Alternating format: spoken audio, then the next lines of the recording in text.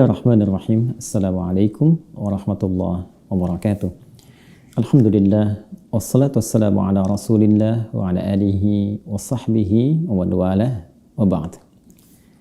Saudara-saudariku dimanapun Anda berada, lupa bisa menjadi rahmat yang patut disyukuri, tapi juga boleh jadi ia bisa menjadi musibah yang mesti dievaluasi, pun demikian diintrospeksi. Sisi yang kedua, ini banyak yang dialami oleh saya, Anda, atau bahkan kita dalam menjalani aktivitas kehidupan yang kita titi. Lupa terkadang bisa menyebabkan seseorang berbuat maksiat. Allah berfirman di Quran surah kedua Al-Baqarah di ayat 286 itu, Rabbana la tu'akhidna in nasina aw akhtana. Di antara sekian doa yang dianjurkan kita memanjatkannya kepada Allah, ya Allah, mohon jangan hukum kami bila pun kami pernah lupa dan dengan lupa itu kami berbuat salah. Tidak sedikit kesalahan dibangun dari sifat lupa. Orang berdusta bukan karena tidak tahu bahwa dusta itu salah. Hanya saat berdusta, dia lupa bahwa itu keliru. Orang yang bergosip bukan tidak tahu kalau gosip itu tidak baik. Hanya saat ia bergosip, ia lupa bahwa itu keliru. Lupa yang menjadikan seorang terjebak pada perbuatan salah, bahkan dosa. Itu lupa yang diinisiasi dan diwaswasi oleh syaitan.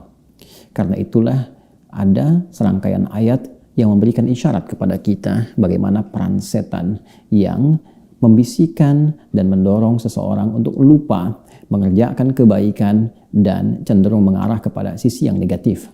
Quran surah ke-18 Al-Kahf misalnya di ayat ke-63. Allah berfirman, "Wa ma ansanihu illa syaitanu an adzkurah." Allah menyampaikan firman-Nya tentang asisten Nabi Musa alaihissalam yang kelak dikenal dengan nama Yusha bin Nun, ketika ia terlupa dengan isyarat Musa alaihissalam dan mengatakan, dan tidaklah aku lupa ini kecuali setan yang mengarahkan aku untuk melupakan jalan-jalan kebaikan yang telah diisyaratkan itu. Ada lupa yang sifatnya juga bawaan dalam aktivitas kehidupan kita. Lupa bahwa saya sedang dijemur pakaian hari ini. Lupa kalau pesan itu belum dijawab. Lupa kalau kunci mobil tadi ditaruh di mana. Terbawa dalam aktivitas keseharian. Bila mengarahkan kepada yang negatif, tetap ada peran setan di dalamnya. Al-Quran memberikan solusi kepada kita. Bagaimana seseorang bisa menjaga ingatan dengan kuat dan terhindar dari sifat lupa. Atau bahkan mengatasi lupa dalam aktivitas kehidupannya. Sehingga saat belajar, ia tidak mudah lupa.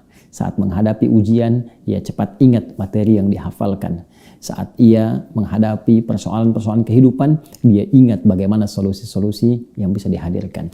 Quran surah ke-18 Al-Kahf di ayat ke-24 itu Allah mengajarkan kepada kita tentang cara bagaimana mengatasi lupa. Allah berfirman, A'udzubillahi minasyaitonir rajim. Bismillahirrahmanirrahim.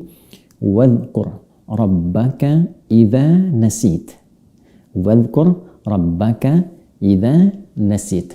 Dan berzikirlah, ingatlah kepada Allah Subhanahu wa taala, Rabb yang merawatmu, memeliharamu, memberikan perhatian kepadamu. Ingatlah Rabbmu ketika engkau lupa. Wa qul asa ayyahdiyani rabbi liaqraba min hadza rasyada. Dan katakanlah, boleh jadi Allah Subhanahu wa taala akan cepat memberikan kepadaku petunjuk, dan dengan petunjuk itu aku mendapatkan gambaran-gambaran tentang apa yang sedang dicari, diinginkan atau sedang dilakukan. Saudara, ayat ini memang memiliki tafsiran beragam di antara para mufassir.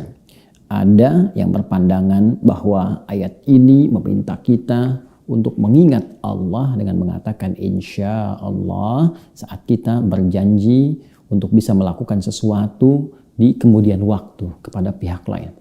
Ada juga yang menafsirkan bahwa Ayat ini memberi gambaran kepada kita tentang ingat Allah Subhanahu wa Ta'ala jika memang kita pernah berjanji, pernah kita berbicara, menjanjikan sesuatu, walaupun terlupa agak lama itu, begitu kita ingat sebelum kita tepati, kita katakan insya Allah atau ingat kepada Allah Subhanahu wa Ta'ala. Namun dalam rumus tafsir, dan ini pun dimaknai oleh sementara para pakar tafsir sampai dengan kini, bahwa rumus yang mengatakan al-ibratu bi umumil lafzi la bi khususis sababi. Hukum, hikmah, bahkan isyarat kebaikan itu bisa kita dapati dari keumuman lafaznya sepanjang tidak ada tekanan-tekanan khusus, arah-arah khusus yang menjadikan ayat itu menjadi terbatas maknanya. Ayat ini memberikan makna umum kepada kita. Kalau saya, Anda, kita sedang lupa, maka ingatlah Allah Subhanahu wa Ta'ala. Berzikirlah kepada Allah Subhanahu wa Ta'ala. Zikir bisa dengan mengucap kalimat thayyibah. Sekalipun itu istighfar, astaghfirullah, subhanallah, masya Allah, Allahu Akbar. Zikir bisa dilakukan dengan sholat. Anda berwudu, tunaikan sholat 2 rakaat, Anda lakukan. Bisa dengan sholat, jika bertepatan dengan waktu duha, sholat duha. Jika tidak ada waktu yang khusus, bisa Anda jadikan sholat untuk sholat wudu. Lakukan sholat 2 rakaat. Kemudian, lihat apa yang terjadi ketika Anda berdoa dalam sujud. Umumnya, ada sebagian ulama yang menggunakan rumus ini ketika mereka mendapati lupa dalam hal-hal yang tengah mereka kerjakan. Zikir artinya mengingat Allah. Lupa pada kebaikan datang dari setan. Ketika kita menghadirkan ingatan kepada Allah, maka berlarilah setan meninggalkan kita. Dan dengan itu lupa boleh jadi hilang dan ingatan kembali kepada kita. Semoga bermanfaat. Assalamualaikum warahmatullahi wabarakatuh.